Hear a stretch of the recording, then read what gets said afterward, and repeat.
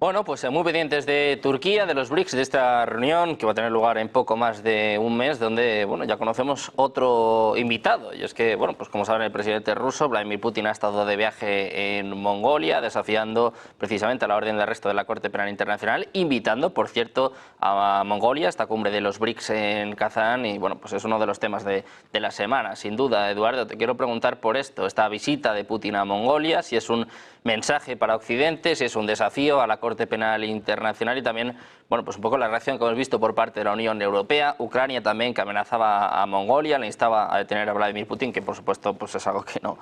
ha sucedido. Eduardo, quiero saber cómo ves esta visita del presidente ruso. Pues has resumido muy bien todas las variables, la verdad. Eh, la visita a Mongolia es la visita a un aliado histórico de Rusia, indiscutiblemente. Es un territorio, pues casi como una república más de lo que fuera la Federación Rusa, de lo que es la Federación Rusa y desde luego de lo que fue la Unión Soviética. Siempre tuvo muchísimos vínculos con Mongolia y consolida esa gran isla central en Eurasia que muchos expertos señalan como clave para dominar el mundo. Necesita del entendimiento con Mongolia también porque Mongolia tiene una multikilométrica frontera con China. Es decir, que realmente la frontera entre Rusia y China es grande, pero si sumamos la de Mongolia ya es infinita, ¿no? Y cualquier tipo de conflicto que pueda haber con China, pues necesita tener a Mongolia de su parte. Hoy por hoy los intereses de China y Rusia confluyen, pero no siempre ha sido así y no necesariamente en un futuro tenga que seguir siéndolo. Respecto a ese mensaje de yo voy donde quiero y no pido permiso a nadie, pues es lógico, no puede ser de otra manera y menos en un dirigente, en el dirigente de Rusia, de un país. O sea, esto de los tiempos del sheriff del pueblo de Estados Unidos al que hay que pedirle permiso para todo se han acabado hace tiempo, no solamente con los BRICS, sino también con la actitud de muchos países. Yo creo que es un mensaje interno y externo de me entiendo con quien quiero, cuando quiero y voy donde quiero y no estoy solo, lo cual solo por eso ya valdría la pena ese viaje para Putin. A mí no se me quita de la memoria el recuerdo de una ocasión, un vídeo que circuló mucho, en el que en un viaje pasado a Mongolia Putin escuchaba el himno ruso y lloraba, se emocionaba, se saltaban las lágrimas, ¿no? Es decir, que hay que tener muy en cuenta que a pesar del perfil de hombre tremendamente racional que se le pueda atribuir a Putin y a su entorno, hay un componente emocional de vínculo de patriotismo que no se puede desestimar a la hora de la toma de decisiones por parte de Rusia. Y eso nos llevaría a entender mensajes psicológicos como a mí no me puedes ganar en Kursk y a mí no me puedes mandar cohetes a Volgogrado, que antes se llamaba Stalingrado. Bueno, pues pendientes de estos mensajes psicológicos del presidente ruso, de estos desafíos del que muchos hablan a la Corte Penal Internacional. Emiliano, quiero saber tu opinión de este viaje y también del simbolismo que tiene, ¿no?, el hecho de que Putin haya visitado Mongolia precisamente en estas fechas.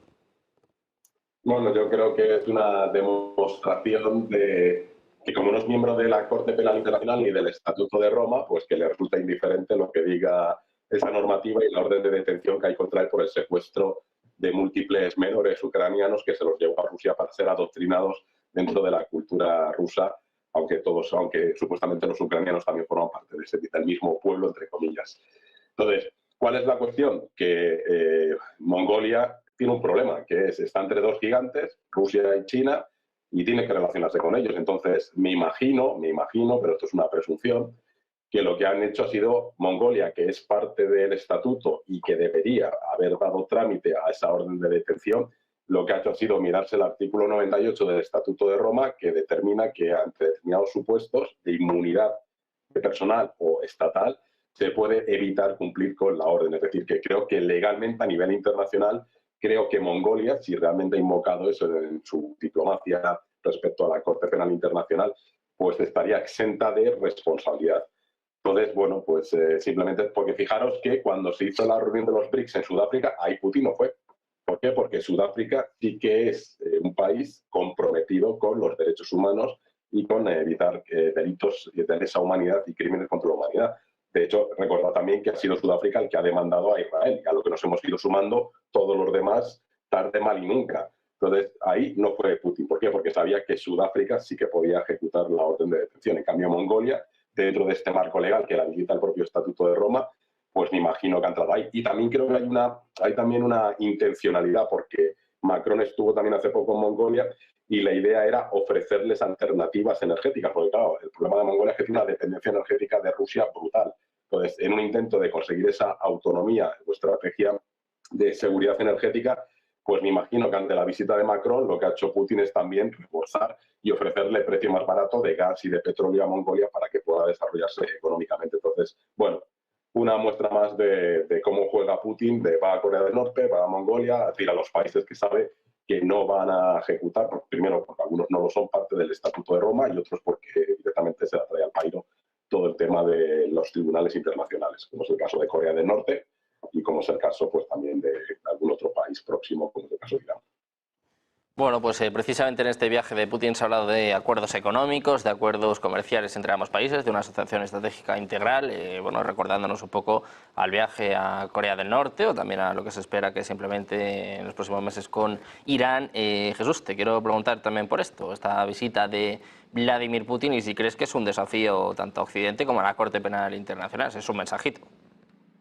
Sí, bueno, me parece que solamente en Occidente pensamos en términos de si un individuo, de si un sujeto tiene miedo o no, o si da cálculos en función de su propio interés personal, cuando en realidad desde otras tesituras e ideologías no occidentales piensan más en términos de largos plazos y también piensan más como estadistas que son. Y en el caso de Vladimir Putin me parece que tiene más que ver con este gran proyecto gigantesco, el proyecto del gasoducto Soyuz-Vostok, Sergio, que es una gran infraestructura que será el reemplazo, será lo que haga que se reemplace a Europa, al colectivo europeo, como clientes principales del consumo del gas ruso por China,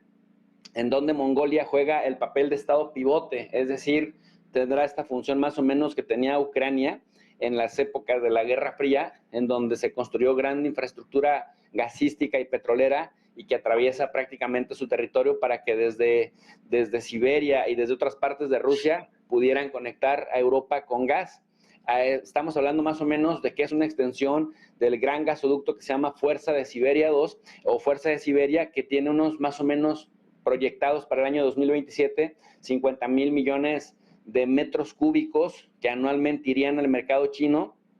en donde decíamos, están China y Rusia en una coyuntura histórica en donde China tiene lo que Rusia necesita, que es dinero, y al revés, Rusia tiene lo que China necesita, que son recursos. ¿Y qué papel juega Mongolia? Bueno, Mongolia es un país atrasado en términos industriales, Mongolia es un país que tiene climas tremendamente adversos, en donde digamos que los hidrocarburos son indispensables por lo menos para mejorar la calidad de vida de sus poblaciones y también que el gobierno pueda garantizar estabilidad para los suyos. No son muchos habitantes, no pasan de 4 millones a pesar de que territorialmente es extenso y efectivamente se encuentra entre dos gigantes que en este momento hacen que su posición sea la de un Estado indispensable, porque pues no solamente recibirá dinero por permitir su territorio para que se le simplifique estos grandes proyectos de infraestructura gasística y también petrolera para China y viceversa, sino que además pues se lleva una tajada, un porcentaje, pero también el derecho a consumo en especie de esos recursos energéticos. Así que me parece que cuando pones en una balanza qué le conviene más a Mongolia, por supuesto que pues a Mongolia, así sea parte de 10,000 acuerdos, que por cierto nadie cumple a la hora de la verdad, actúan de forma pragmática. Y recordemos que esto se firmó en 2019, que empezó a construirse en 2020 y que, bueno, tiene una importancia y se ha acelerado más a raíz de que en Europa han decidido darse una bala en el pie, sancionando supuestamente a Rusia, que por cierto me parece que de todas formas en gas natural licuado hay empresas que por más sanciones que le imponen a Rusia le siguen consumiendo gas, pero porque finalmente pues el pragmatismo y la necesidad de funcionar se imponen Y bueno, pues Estados Unidos ha estado también de alguna manera saboteando a Europa, subordinándola y de alguna manera con el tema del hidrocarburo, al racionarlo, pues hace que los europeos sigan nuevamente buscando forma de garantizar de alguna manera su abastecimiento. Y con esto, por ejemplo, no va a batallar Mongolia, de tal suerte pues que por la gran envergadura de este proyecto y por la posición estratégica, sobre todo de Ulan Bator, me parece que está haciendo lo que tiene que hacer para garantizarse su propia supervivencia a mediano y largo plazo, pero también para que dos gigantes pues sigan manteniendo con solidez el crecimiento económico por parte de Rusia, a pesar de su adversidad en este momento, y también industrial en el caso de China, que lo que más necesita de cualquier parte del mundo, porque los chinos además son bastante pragmáticos, que es el recurso energético, Sergio.